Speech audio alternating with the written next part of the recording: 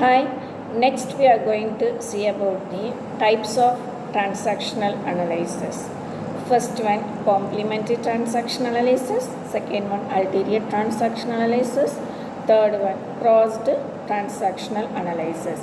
Complementary transaction அப்படிங்கிறது it is a more important to note that although the phrase complementary transaction sound positive, it does not necessarily mean that this type of communication is always healthy communication. A complementary transaction takes place when the lines between the ego states of the sender and the receiver are parallel.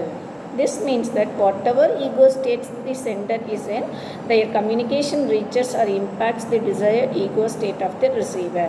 Thus, the receiver responds in a way that complements the sender's ego state instead of challenging it.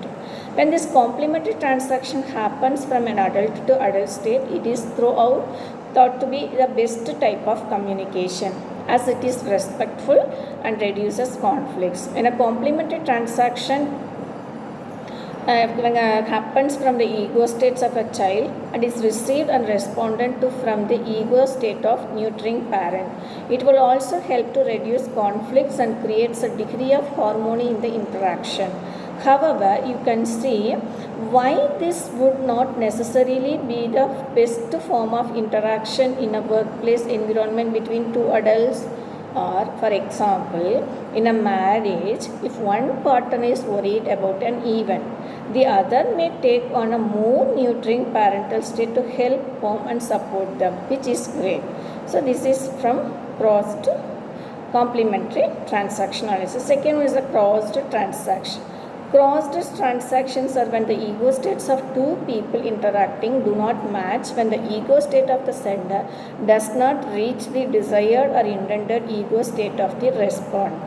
So first, in the crossed transaction, it requires one or both of the people in the interaction to shift ego states for communication to be able to carry on. An example of this would be if a customer came to you complaining of their recent purchase using very belittling language, jumping to the conclusion that mistakes had been made purposefully, and telling you that they were going to report you.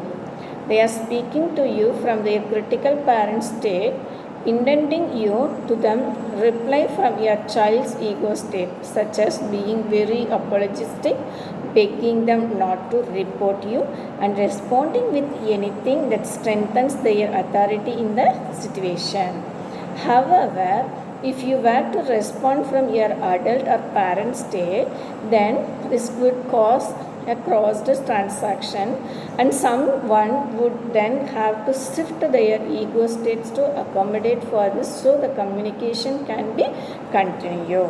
Transaction analysis believes that if you respond from your adult state, it is more likely that the sender can then also come back into their adult state to accommodate for the discrepancy in uncomplimentary ego state, resulting in transaction from adult to adult, which is healthier and more respectful.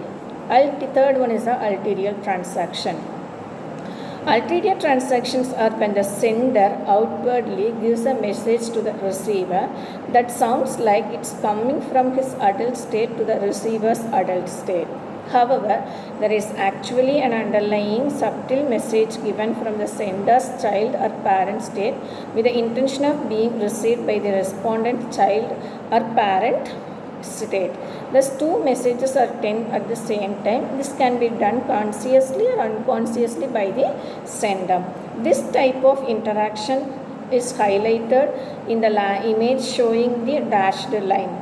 An example of this would be if someone's teacher or friend said, "You can choose to study subject that leads to becoming a doctor. However, it is very hard and requires lots of intelligence." So, the usage of language suggests adult to adult respectful communication with a subtle warning.